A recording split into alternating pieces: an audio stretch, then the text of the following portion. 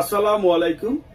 সুপ্রিয় Laksam railway junction ব্যবসায়ী বিন্দু, আপনারা নিশ্চয় জানেন আগামী কিছুদিনের মধ্যে লাকসাম রেলওয়ে জংশন বাজারে রেলওয়ে থেকে উচ্ছেদ অভিযান পরিচালনা করা হবে। আপনারা জানেন 2019 সালে লাকসাম রেলওয়ে জংশনে রেলওয়ে থেকে টেন্ডার দেওয়া হয়, যে রেলওয়ে যে জায়গা রয়েছে জংশন বাজারে যে প্রতিষ্ঠানগুলো রয়েছে সেই প্রতিষ্ঠানগুলো নিমিত্তে টেন্ডারের আয়োজন করা হয়। লাকসাম রেলওয়ে জংশনে যারা ব্যবসায়ী রয়েছেন ওনারা সেই টেন্ডারে অংশগ্রহণ করেছেন। এছাড়াও একদল সিন্ডিকেট চক্র রয়েছিল, তারাও উক্ত টেন্ডারে অধিক মূল্যে সেই টেন্ডার ধরেছিল।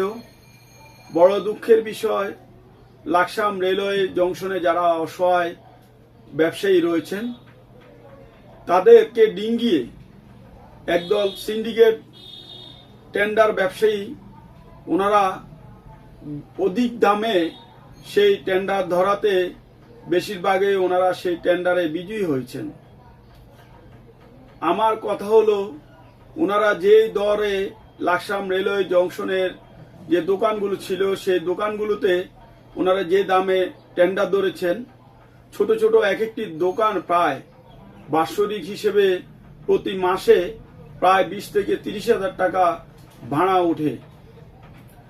সরকারকে সেই বছর হিসেবে তারা মাসে 20 থেকে 30 হাজার টাকা পরিশোধ করতে হবে। আর সেজন্যই অনেক ব্যবসায়ী সেই টেন্ডারের যে প্রক্রিয়া সেই প্রক্রিয়া থেকে পিছপা হয়েছিল।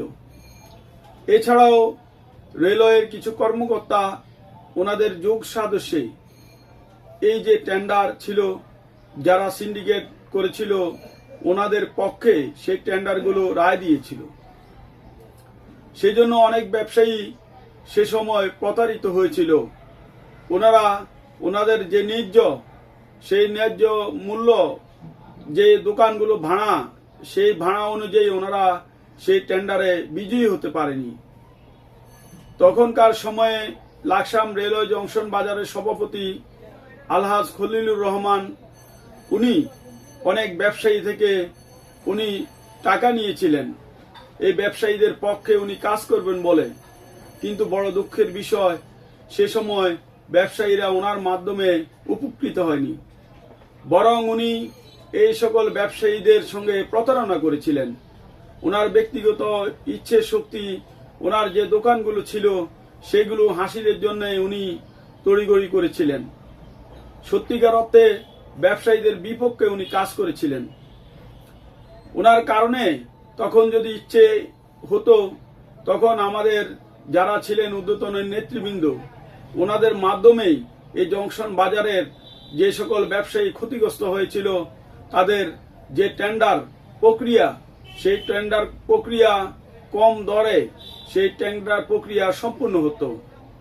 আপনারা অনেকে জানেন লাকসাম রেলওয়ে জংশন বাজারের অনেক ব্যবসায়ী রয়েছেন, ওনারা এক সময় ওনারা ক্ষতিপূরণের মাধ্যমে সেই দোকানের যারা ব্যবসা পরিচালনা করতেন বাৎসরিক সরকারকে খাজনা দিতেন। 2006 সালে সেই ক্ষতিপূরণ যারা ডিমান্ড নোট রয়েছে তাদের খাজনা নেওয়া সরকার বন্ধ করে দেয়।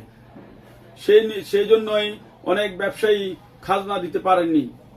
আর তাদের দোকানগুলোর উপরে অন্য যারা সিন্ডিকেট ব্যবসায়ী রয়েছেন ওনারা সেই দোকানগুলোর উপরে ওনারা টেন্ডার ধরেছিলেন এবং টেন্ডার ধরে ব্যবসায়ীদের উচ্ছেদ অভিযান করার জন্য আপ্রাণ চেষ্টা চালিয়ে আসছেন। কিন্তু এই সকল ব্যবসায়ীরা যারা আছেন তারা উচ্ছেদ অভিযানে তারা তাদের দোকানগুলো ছেড়ে দিলে তারা কোথায় যাবে? তারা অনেক বেশি অসহায়, অনেক সরবরাহ হয়ে যাবে, তাদের পরিবার পরিজন নিয়ে তাদের অনেক কষ্ট হবে। সুপ্রিয় দেশবাসী, আপনারা জানেন তারা যারা সিন্ডিকেট ব্যবসায় সক্রিয়, টেন্ডার ব্যবসায় সক্রিয়, তারা মানুষের সঙ্গে এক ধরনের ধোঁকাবাজির চেষ্টা করেছেন। তারা উচ্চ মূল্যে এই দোকানদারের মাধ্যমে, দোকান আদান প্রদানের মাধ্যমে তারা যারা ব্যবসায়ী রয়েছেন তারাই মূলত সর্বশান্ত হবেন। এক একটি দোকান যখন তারা 20 থেকে 30 হাজার টাকা সরকারকে খাজনা দিতে যাবেন মাসিক, তখন দেখা যাবে তার দোকানে 2 থেকে 3,000 টাকা ভাড়া উঠবে না, আর বাকি টাকা তার জমি জমা বাড়িঘর বিক্রি করে সে টাকা পরিশোধ করতে হবে। সুপ্রিয় দেশবাসী, আমিও চাই জংশন বাজারে, লাকসাম জংশন বাজারে যারা ব্যবসায়ী আছেন ওনারাও সরকারের যে টেন্ডার প্রক্রিয়া ওনারাও মেনে চলবেন। কিন্তু এই টেন্ডার যদি কার্যকর হয় তাহলে দোকানদাররাই বেশি ক্ষতিগ্রস্ত হবে। তাই আমি মনে করি রেলওয়ের যারা কর্মকর্তা রয়েছেন, তারা যারা ব্যবসায়ী আছেন জংশন বাজারে, তাদের প্রতি একটু সহানুভূতি দেখাবেন, একটু নমনীয় হবেন, আমাদের সুযোগ করে দিবেন। যারা ব্যবসায়ী আছে আমরাও যেন সেই দোকানের লাইসেন্স নিয়ে সুন্দরভাবে ব্যবসা পরিচালনা করতে পারি।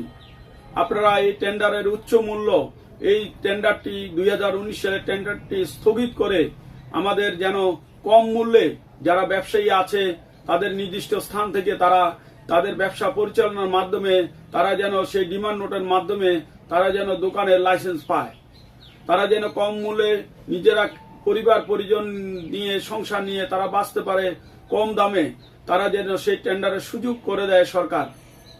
তাদেরকে আমি মাননীয় উপদেষ্টা আমাদের যে ডক্টর ইউনূস সাহেবের কাছে আবেদন করছি, আপনি এই ব্যাপারটি সুদৃষ্টি দেখবেন।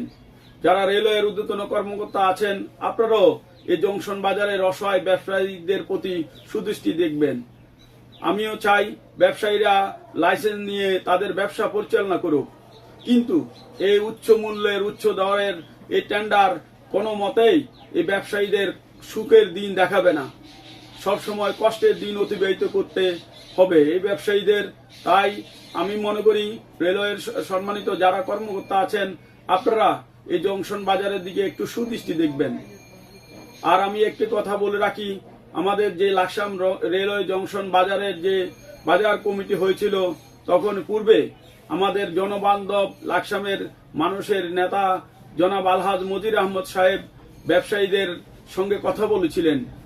উনি আশ্বস্ত করেছিলেন এই জংশন বাজারে যারা অসহায় ব্যবসায়ী আছে তাদের উচ্ছেদ করা হবে না, যারা আমরা ব্যবসা পরিচালনা করছি তারা যেন কম দামে তাদের যেন লাইসেন্স যেন আমরা করতে পারি সেই সুযোগটি উনি করে দিবেন এবং আমাদের ব্যবসায়ীদের পক্ষে উনি থাকবেন, উনি আশ্বস্ত করেছিলেন আমাদের অসহায় ব্যবসায়ীদের।